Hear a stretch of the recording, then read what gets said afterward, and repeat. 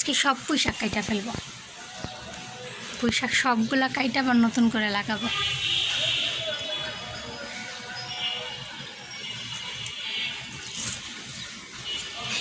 এইটার মধ্যে পুঁইশাক গাড়ে এগুলা মানে গোড়া সহ উঠাই ফেলবো। তো উঠানো একটু কষ্ট।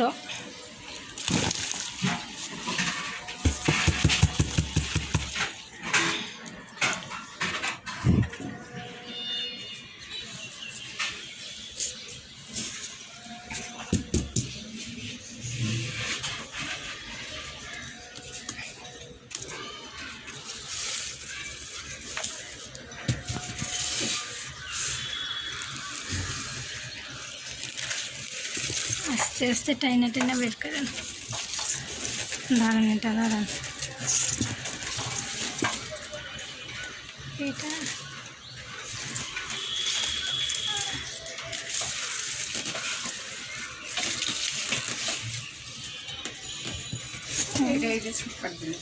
কোনটা দেখছি, এটা ওইখান থেকে কাটলে আবার নতুন করে আসবে।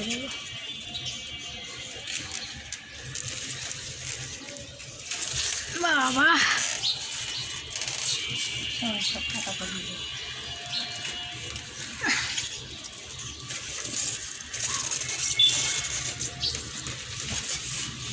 পুঁইশাকের লতা দিয়েই ভরা ছিল। যে পুঁইশাকের লতা কেটে দিচ্ছে, এখন শুধু করলা লতাগুলাই আছে।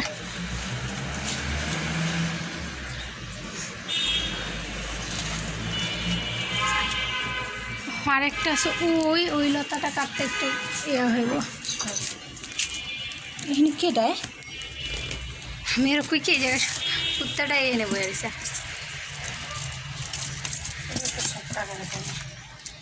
না, এগুলো এইটা খালি রাখবা, এটা তো যত ভারী হয়েছে।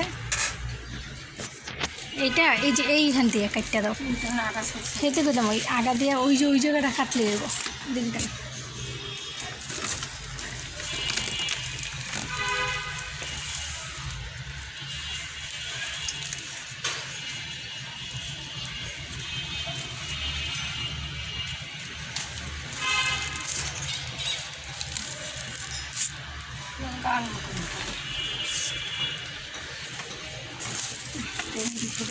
দেখি এমন সরো ট্যাঙ্কি পড়াইছে।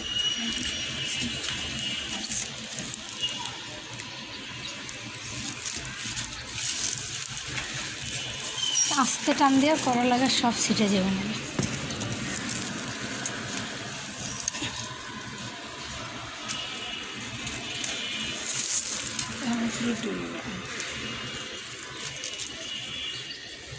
যে এইটা কাটো,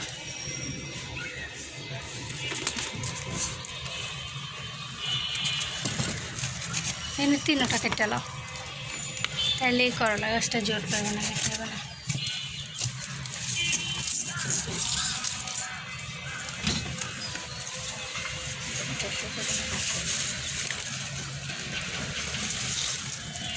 আস্তে আস্তে, এখানে কিন্তু করলা লাগছে অনেকগুলো।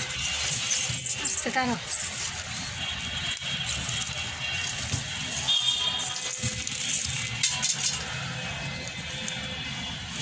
আমরা সুতা দিয়ে বাঁধা দেওয়া। এটা কাটেন না, এটা কাটেন।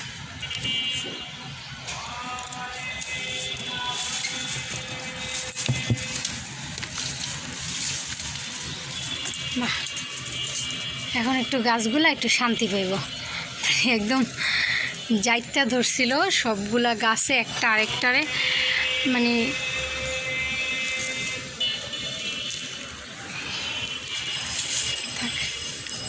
দাঁড়ানো। এটা আমি এই যে চেয়ারের উপরে বসে আয়না দিতেছি। আরেকজনের দেখেন আমার পায়ের কাছে এসে কেমনে আমার কামড়াইতেছে। এই হ্যাঁ, আমি কী করছি? এই সুসি, এই দেখছেন দেখছেন, দেখেন দেখেন, ও ব্যথা পাই। পুকু সরো, যাও, ছাড়ো আমার পা ছাড়ো। এরকমই দুষ্টামি করে রাতে। তো আউ ব্যথা পাই, ব্যথা পাই, ব্যথা।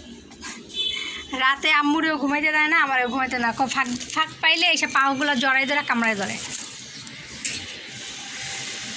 এই যে এবার দেখেন, এবার আমার করলা গাছের করলা একটু দেখা যাইতেছে, কারণ এতদিন এই পুঁই শাকের কারণে দেখা যায় না। এখন এই যে করলা গাছটা মাশাল্লাহ করলা একদম আসছে, সব দিকেই করলা মাশাল্লাহ মাশাল্লাহ। আল্লাহর লাখ লাখ শুকরিয়া। ছোট্ট একটু জায়গায় যে হইতেছে এটাই তো অনেক কিছু।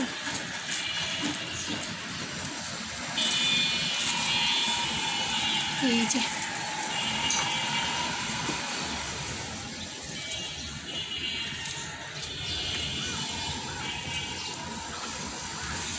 এখন এই চাল কুমড়া গাছটা কীভাবে বাবাই দেবে এটাই হলো।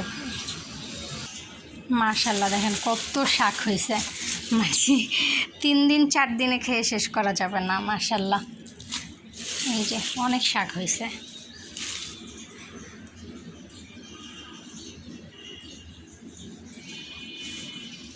আল্লাহ হাফেজ, সবাই ভালো থাকবেন। আর যারা যারা ভিডিওটা দেখেন কমেন্ট করবেন, লাইক করে দিবেন।